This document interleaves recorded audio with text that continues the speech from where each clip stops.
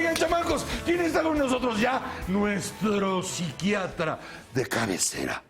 Damos gracias al Eterno, a los dioses que nos rodean, a los dioses que estén presentes y que nos escuchen, que está aquí.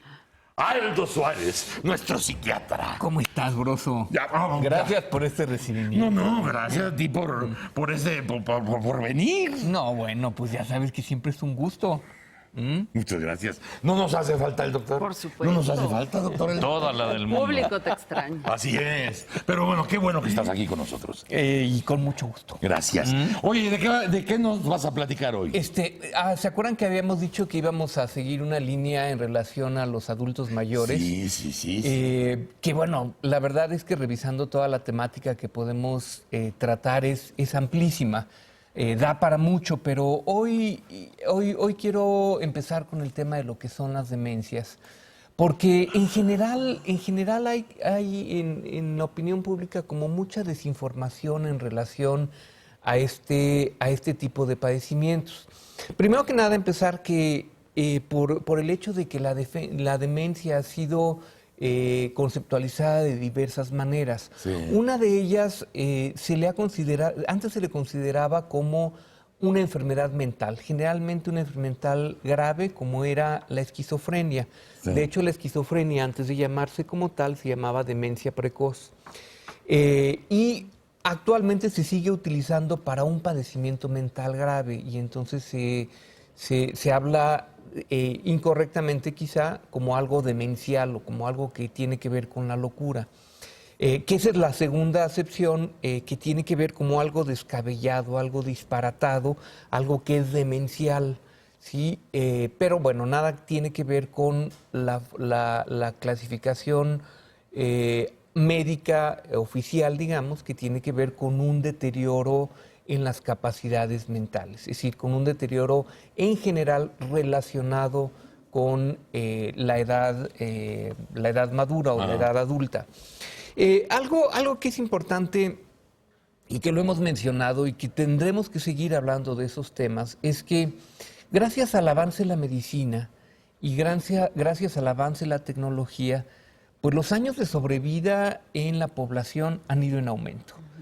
Esto les guste mucho o no a quien está de acuerdo con la medicina o sus prácticas, pues es un hecho que está ahí. Las campañas de vacunación, el uso de los antibióticos, el buen manejo de las enfermedades crónicas, hace que la población cada vez viva más años. Andamos por ahí de 78 años en promedio en caso de las mujeres, 77 en caso de los hombres, y las proyecciones para los próximos años van en un aumento progresivo.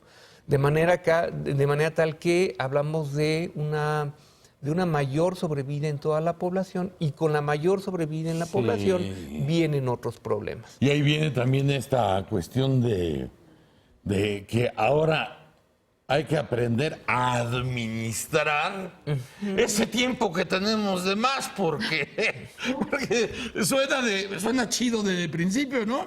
¡Ay, vamos a vivir 30 años más de lo que pudimos haber vivido! Sí, pero ¿cómo lo vas a administrar? ¿Por qué? Pues porque quieres estar más o menos completo a los 70, ¿no? Quieres estar más o menos completo a los 75. No quieres ser una plasta humana a los 70. Y tener con qué que me tengo vivir, que ¿no? cuidar, qué hueva, ¿eh? Y económicamente tener para Ese es otro vivir. Ese es un tema Esa es otra de las grandes dificultades, ¿no?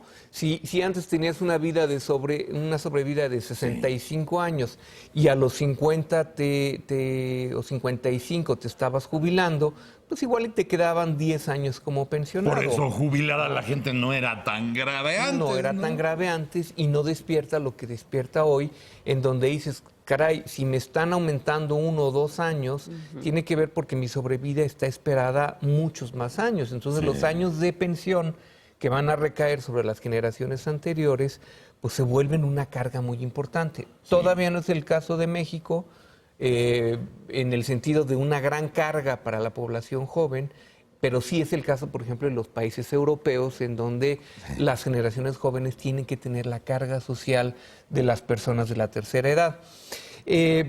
La otra parte que es importante de las demencias es que en general hay esta noción de que todos nos vamos a demenciar, y es un error grave. O sea, realmente hay un deterioro en las funciones cognitivas, ahorita voy a explicar un poco qué es esto, que se da como un proceso normal de deterioro en todas las personas.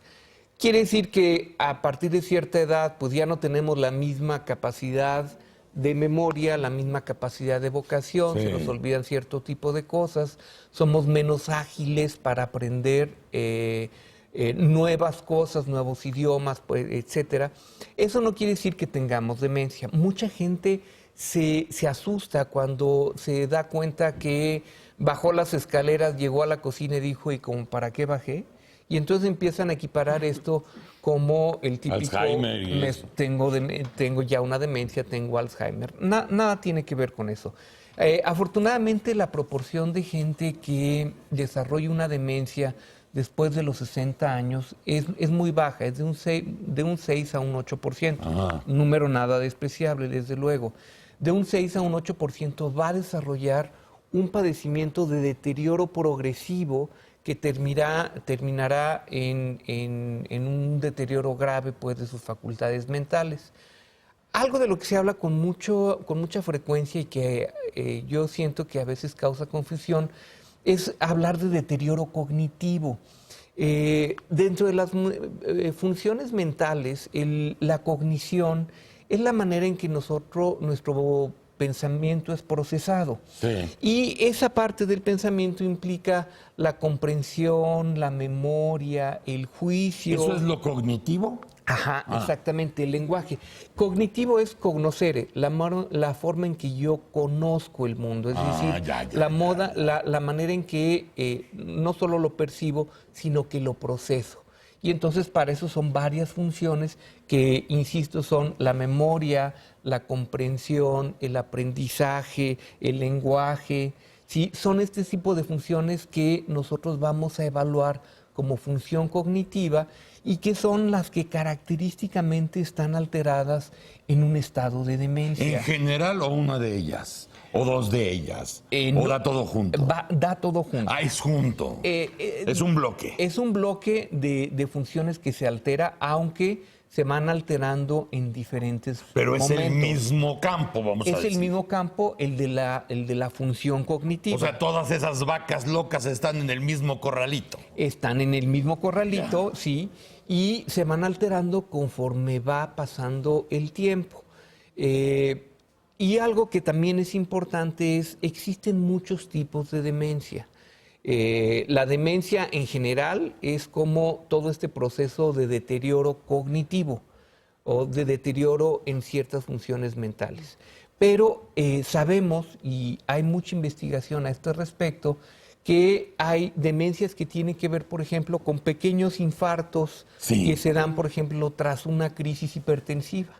De ahí la importancia de controlar la presión arterial. Quincy Jones lleva 8 de esos. 8 de esos, sí, y 8 identificados. Sí. Pero muy probablemente tiene muchos pequeños multiinfartos que van haciendo que ciertas áreas de la corteza cerebral y de otros núcleos más profundos se vayan como muriendo. Atrofiando porque quedan muertos, ¿no? Quedan muertos, esto genera atrofia y esto genera un tipo de demencia que es la demencia vascular, que es bastante frecuente. Y es bastante frecuente porque la hipertensión es un padecimiento también altamente frecuente. Menos frecuente es la demencia, la más frecuente de todas es la demencia Alzheimer. Esa está más cañón, Y ¿no? bueno, aquí si damos algunas cifras, pues son cifras en las que debemos pensar precisamente por lo que mencionábamos en un inicio, precisamente porque somos una sociedad o somos sociedades que vamos a envejecer y si la pirámide hoy por hoy está basada en una población joven, conforme pasa el tiempo, esa pirámide, como sucede en muchos países de Europa, se va invirtiendo. Son muy pocos los jóvenes, son muchos los adultos mayores. Se considera que en el mundo hay 47.5 millones de personas con algún tipo de demencia y que se registran 7.7 millones cada año. Se diagnostican 7.7 millones de casos nuevos de demencia al año. En nuestro país, los cálculos que se tienen son aproximadamente de 800,000 personas sufriendo demencia, y de los cuales 350,000 casos son demencia tipo Alzheimer.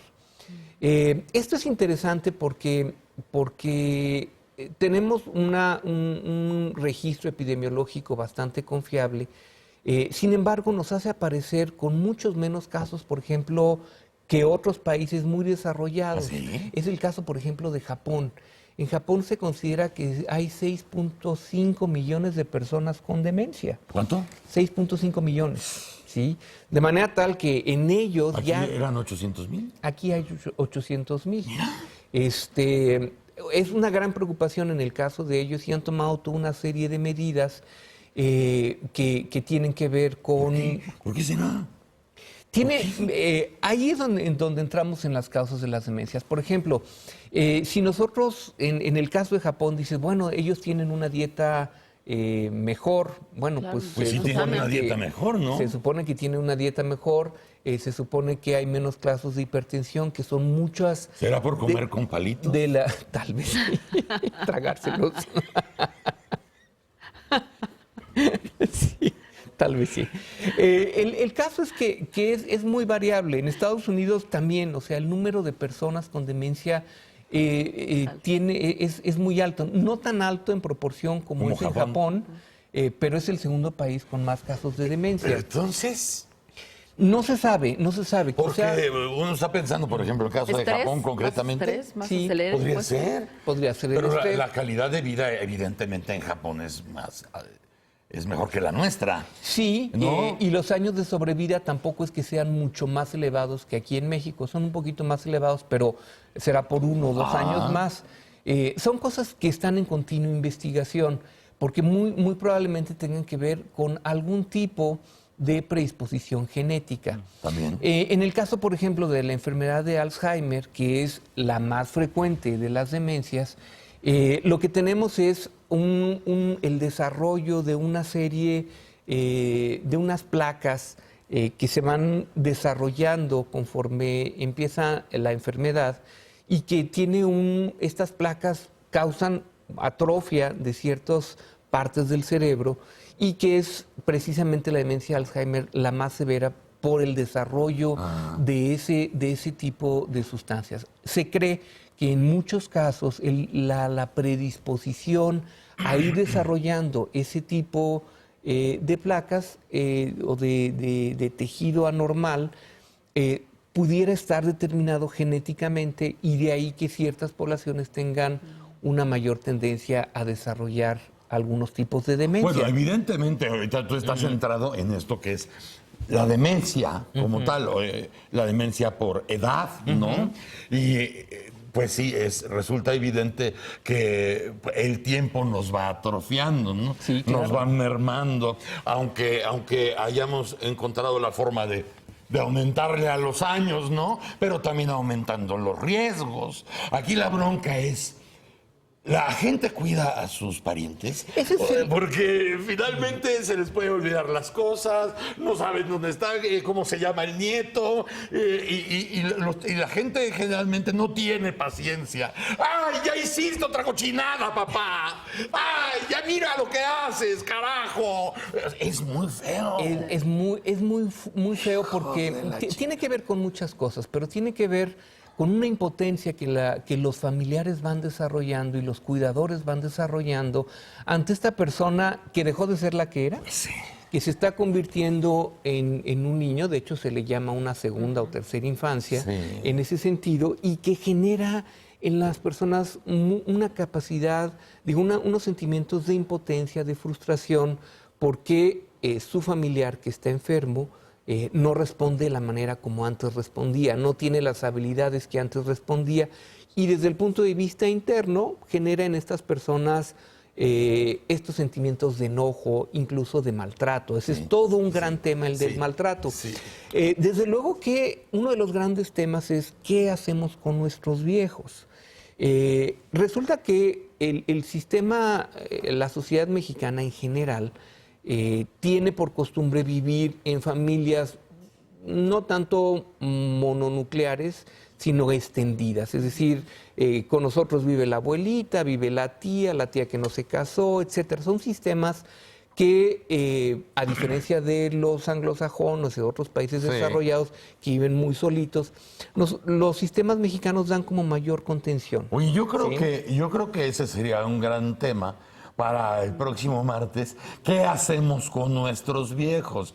Porque finalmente para esa esquina vamos todos, ¿no? ¿Qué hacemos con nuestros viejos? Y sobre todo, una cosa que es bien importante y que será el tema la próxima semana, ¿qué pasa con los cuidadores? O sea, ¿qué pasa con los cuidadores? Es todo un tema. En cualquier libro que tú veas de cuidados de geriatría, hay un capítulo destinado al cuidado de los cuidadores, precisamente por este síndrome de desgaste emocional. Hablaremos de eso la próxima semana. ¿Qué hacemos con nuestros viejos? ¿Qué hacemos con nuestras viejas? Es otra cuestión de otra plática. Es otra plática. Es otra plática. Pero ya tenemos tema para el próximo martes. Gracias, doctor. Gracias, Broso. Aldo Suárez, nuestro psiquiatra de cabecera. Que estén bien. Gracias. Oigan, chamacos, 8 de la mañana con 5:46 segundos. Estamos en el Mañanero. ¡Órale!